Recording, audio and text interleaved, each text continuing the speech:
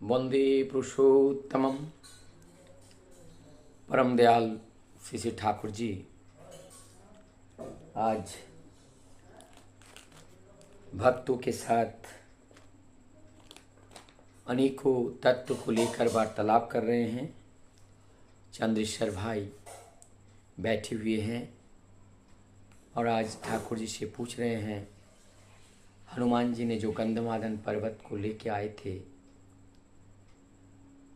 और उन्हें विशल्यकरौनी नामक एक औषधि पौधे की ज़रूरत थी। जब लक्ष्मण जी मूर्छित हुए थे तब जाकर के हनुमान जी ने विशल्यकरौनी उस गंधमादन पर्वत से लाए थे। कहते हैं अनेकों जगह पे लिखा है कि वो पर्वत को उठा कर लाए। हमने फोटो को भी देखा। ठाकुर जी से पूछा गया, क्या ठाकुर उस समय क्या वो पर्वत ही उठा के लाए थे? ठाकुर जी बोलते हैं बात कुछ इस तरह का है कि उन्होंने अधिकांश पौधे को उखाड़ कर लाए थे जिसमें संभवतः वही अवसाद विद्यमान हो। उन्हें कन्फर्म नहीं था, इसलिए बहुत सारे लाए थे। आजकल जैसे हम लोग घर में कहते हैं कुछ हाइपर बोला, अतिशयोक्ति बोल देते हैं, तो ये कुछ अतिशयोक्ति की तरह है। जैसे खून का नदी बहना, तो क्या नदी खून का नदी बह सकता है? जैसे गंधमादन पर्वत उठा के लाए, तुम तो पर्वत उठा के लाए, ऐसी भी बातें करते हैं।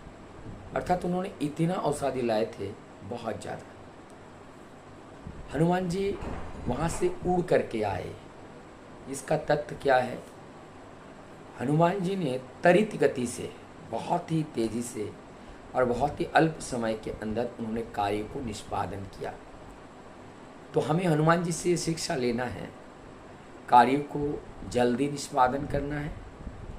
और दूसरी बात, हमें संभावित जो जो चीज़ हो सकती हैं किसी भी समस्या का समाधान करने के लिए, वो सारी समस्या, वो सारी चीज़ें अपने पास होनी चाहिए।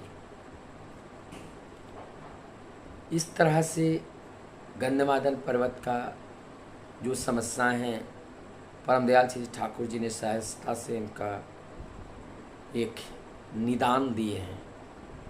फिर आते हैं जो ठाकुर जी ने गोवर्धन पर्वत, गोवर्धनधारी, तो उन्होंने गोवर्धन पर्वत को कनिष्ठ अंगुली के ऊपर उन्होंने धर लिया था, उसको पकड़ लिया था, धारण कर लिया था। इस बात को जब ठाकुर जी के सामने रखा गया, परम दयाल श्री ठाकुर जी बहुत सुंदर तरीके से इसका व्याख्या करते हुए कहते हैं, गो का माने पृथ्वी, वर्धन शिला, मतलब उस पृथ्वी को वर्धन करने के लिए जो शक्ति है, जो शक्ति की जरूरत है, और उस शक्ति जिनके पास होते हैं उन्हीं को ही गोवर्धन धारी के नाम से आख्यायित किया जाता है। धरती पर जब जब पुरुषोत्तम आते हैं, धरती की हर जीव की रक्षा, हर जीव की सुरक्षा, उनका परिपालन, परिपोषण, परिरक्षण, ये सब करने के लिए पुरुषोत्तम के आशीर्वाद इन लोगों पर रहता है, ताकि उन्हें किसी भी तरीके का समस्या का समाधान करना सरल हो, सहज हो। इसीलिए प्रभु का आगमन होता है। इस जगत में, प्रपंचमय जगत में सबकी एक अस्तित्व है, और उस अस्तित्व एक आकार के अंदर है जो साकार में है। अब उस सत्ता को रक्षा करना है तो उस देह को, उस शरीर की रक्षा करना जरूरी है, क्योंकि उस देह के अंदर ही वो विद्यमान रहते हैं, वो सत्व, वो एग्जिस्टेंस वहाँ पर उपस्थित रहता है।